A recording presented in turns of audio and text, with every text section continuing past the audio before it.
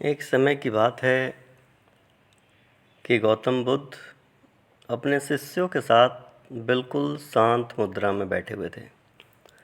उन्हें इस प्रकार बिल्कुल शांत बैठे हुए देखकर उनके शिष्य बहुत ही ज़्यादा चिंतित हो गए और सोचने लगे कि कहीं वे अस्वस्थ तो नहीं हो गए हैं। एक शिष्य ने हिम्मत करके उनसे पूछा कि आज आप मौन क्यों बैठे हैं प्रभु? क्या हमसे कोई गलती हो गई? इसी बीच एक अन्य शिष्य ने पूछा कि क्या आप अस्वस्थ हैं? लेकिन फिर भी बुद्ध भगवान मौन रहे, उन्होंने कोई जवाब नहीं दिया। तभी कुछ दूर पर एक व्यक्ति खड़ा था और ज़ोर ज़ोर से वो चिल्लाने लगा और कहने लगा कि मुझे सभा में बैठने की अनुमति क्यों नहीं दी जा रही? बुद्ध भगवान आंखें बंद करके ध्यान में मग्न हो गए थे, लेकिन वो व्यक्ति बार बार चिल्ला रहा था, मुझे प्रवेश की अनुमति क्यों नहीं मिलती? मुझे प्रवेश की अनुमति दी जाए। इसी बीच एक अन्य शिष्य ने उस व्यक्ति का पक्ष लेते हुए कहा कि उसे सभा में आने की अनुमति प्रदान की जाए। उसके बाद भगवान बुद्ध ने आंखें खोली और उन्होंने कहा कि वह व्यक्ति अछूत है, उसे आज्ञा नहीं दी जा सकती। इतना सुनते ही सभी शिष्यों को बड़ा ही आश्चर्य हुआ।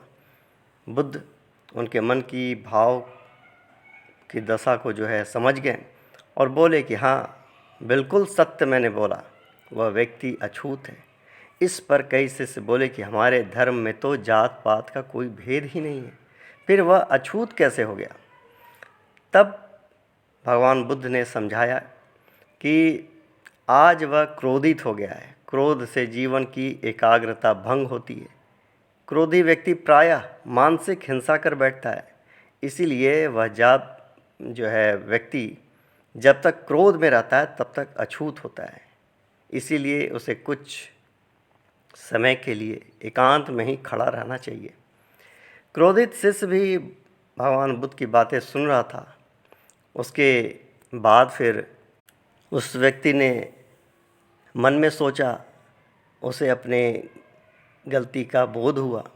पश्चाताप की अग्नि में वो जलकर उस क्रोध को समाप्त कर दिया। सोचने लगा कि अहिंसा ही महान कर्तव्य व परम धर्म है।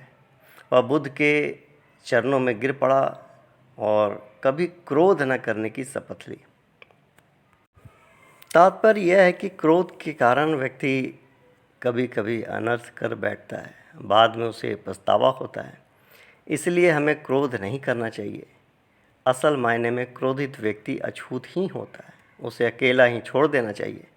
क्रोध करने से तन मन धन तीनों की हानि होती है।